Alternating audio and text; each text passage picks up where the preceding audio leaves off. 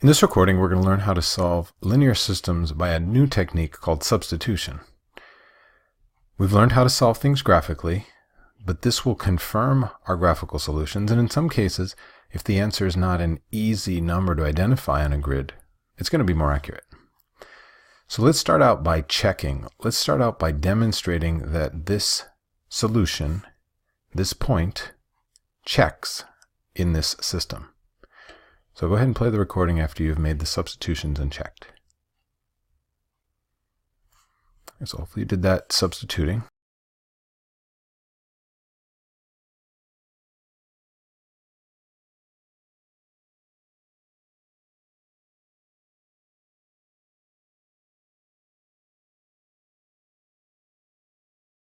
Okay, so that point clearly is a solution to the system. Now before we go any further, I'd like to consider this situation. If you grew up in this culture, you're very comfortable with these two representations, a dollar and 4 quarters. We know they're equal, right? Just because we grew up in this culture. They don't look anything alike, though. I mean, look how different they are. This one's kind of rectangular and green and paperish, and these are 4 of them, and they're small and metallic, circular. But we just know that if I give you $1 and you give me 4 quarters, we're even, right? And they each have their own use. You can think of situations where you'd rather have a dollar bill or you'd rather have the quarters. So that change of money is called a substitution. Well, we can do that here. We can make a substitution of x minus 3 in place of y because of that equal sign. Because it says that they're equivalent, I can make a substitution. So when I write that first equation, I'm going to write out 2x, but when I get to the y, I'm going to, instead of y, write x minus 3, and I'll use a color to demonstrate that. I'll use green.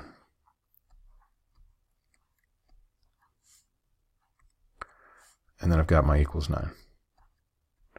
So that equation, that top equation, got substituted. In place of the y, it got something that's equal to it, which is this x minus 3. Sometimes I like to draw a little box around it and draw an arrow to where it's going. It's going in place of that y because it's equal. Now it's saying, okay, substitute in your point for 1 and show it still works. Please do that. Okay, so hopefully you took time to do that.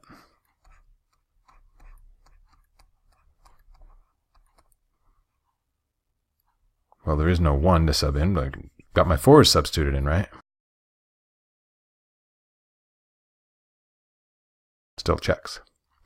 And now part B over here says, this really should be part B, and this should be part C, right? So it says solve the system by finishing the substitution from part B. In other words, take this equation that we've got, this green and red equation, and then go ahead and proceed to solve it out.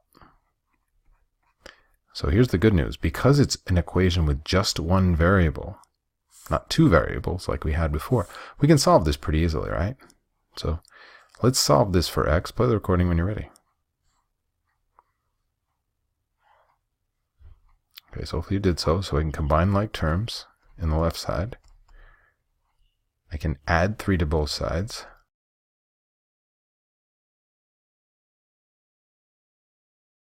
I can divide by 3. So x equals 4. Well, that's good news. I thought it was going to be 4.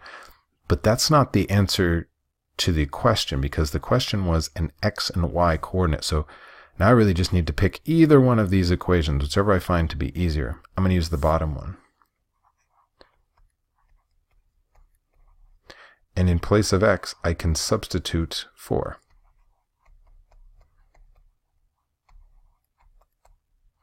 So I did solve the system, and its x is 4 and its y is 1, so I can write it as a 0.41. Okay, so that's the gist of our substitution. There are steps written at the bottom of the page. You can refer to those. Let's dive in and see if we can solve this example 1. Okay? So we're going to solve it by the substitution method. First thing we're looking for is there a variable that's already solved for itself? And there is. This y is equal to x minus 4. So therefore, I can box this in. This is like my dollar here. And I can substitute it in place of the 4 quarters. Okay, so this looks different than a y, but because of the equal sign, I know they're equivalent. So I can write it out. And again, I will use a color just to really make that point, that I'm substituting in place of y something that looks different than it, but is equal. Okay, now I need to proceed to solve this out. So go ahead and solve that for x. Play the recording when you're ready.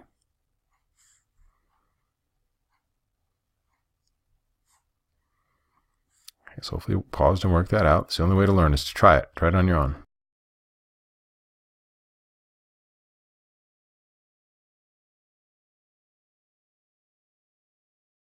Okay, so I think I've got the x coordinate, but I need to find the y, right? I can pick either one of these equations. I like the top. It looks a little easier. It's already solved for y. So I'll write out that equation. And now I will make a substitution of x, 6 in place of x, right? So it looks like y is going to be 2. So when I write the equation, when I write the solution, and this is a common mistake, I need to make sure I'm writing the x and the y, both points. So the solution is 6, 2, all right? And maybe it's not an x and a y in every equation, but there's going to be 2 unknowns that we solved for, right? 2 letters. So there were a lot of decisions I made along the way here in the process of solving, a lot of moves I made. It's possible that I made a mistake. So I need to confirm that I got the right answer. So what we're going to do over in this space is check in both equations. So I'll write out my both equations side by side here. Now I'm just going to make substitutions of my point into my equations to make sure that it checks. So why don't you make those substitutions, then play the recording when you're ready. Okay, so hopefully you paused and worked this out.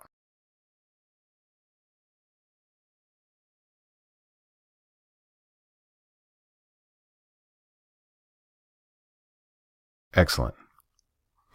Let's try one that's a little more complicated. Let's jump ahead to number 3. So in number 3, I need to look first to, basically I want to make the work as easy as possible for myself, right? So I'm looking at these 2 equations and I'm trying to find one equation that I can get into this form, x equals or y equals, because then I can make a substitution. So this first equation does not look super easy to get in either of those forms. I could do it, but it would take some work. The bottom equation seems a little easier because there's a coefficient of 1. So I already just have the 1x. I just need to get rid of that 4y. So let's do that. Let's add 4y to both sides. And so I've transformed this bottom equation to be x equals 4y minus 1. So let's make a substitution in this case. We're going to take this top equation, and I'm going to use red. If you have some colors handy at home, go ahead and use them to color code stuff. And when I get to the x, though, this is where I substitute my 4/4 for $1, right? I've got something that does not look like x, but it's equal to x because that equal sign. So in place of where I said 2x, I can make a substitution, 4y minus 1. I'll come back to my red pen. I got to write the rest of the equation.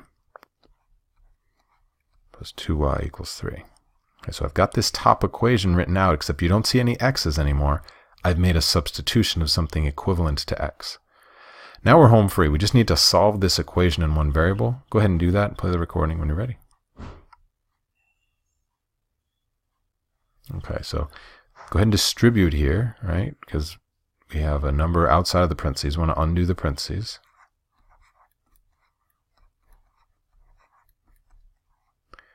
Now we're looking at combine like terms on the left side.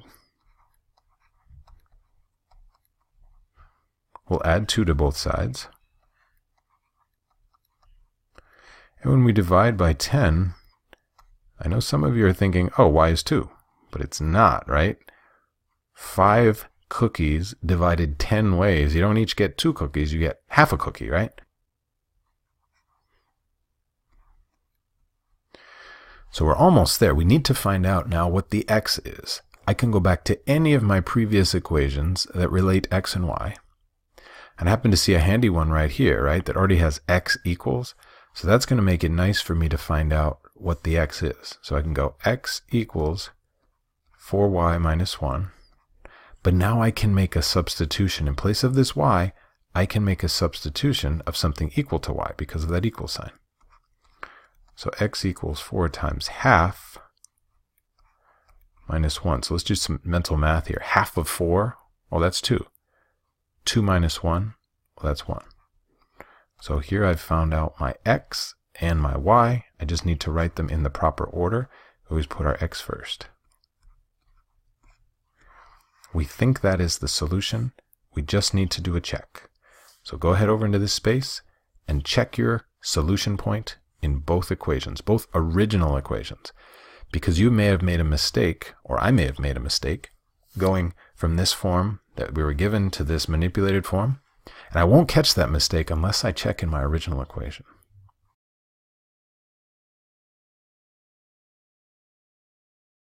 Okay, so do it on your own. Play the recording to check.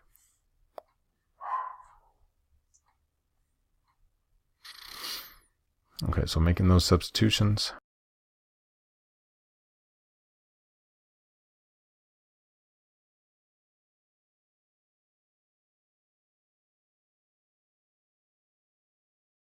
And there it is. It checked. Thanks for watching.